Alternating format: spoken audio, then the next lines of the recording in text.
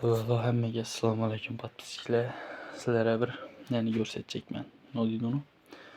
Men bilasizlar boks qatnag'anman, o'tgan videolarda ham aytib edim. Sizlarga shu boksdagi rezultatlarimni ko'rsatasim bor. Boshqacha o'tiribman. Sizlarga o'tgan niyatim bor. Peshona terim. Bu yine birinchi musobaqam. Yo'q bu emas. Namunda birinchi musobaqam. 3-o'rinmi? Nukusda bo'lgan bu. 3-o'rin uchun qadrli medal.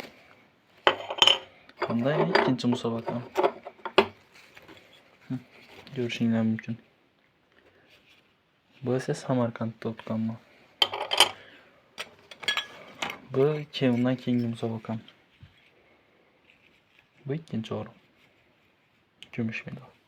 Mana o'zlarimiz Xorazm Urganchda respublika turniri bo'lgan. Shunda o'tganman. Bu esa ikkinchi o'rin bo'lgan. Mana shu nerdan o'tganman? Toshkentda bo'lgan musobaqa. İkinci o'rin. Bundan keyin. Bu esa oxirgi musobaqam. Oxirgisi. Eng qadrli medal. Birinchi o'rin bu Jizzaxda bo'lgan. Bu videoda nima deyajekman? Harakat masalan ko'ringlar. 3-o'rin, 2-o'rin, 2-o'rin, oxiri nihoyat chempionlik medali. Bu nima degani bu? To'xtamanglar, harakatdan to'xtamaslik kerak. Yana bir sizlar bilan bir ne aytjekman, o'yin aytjekman.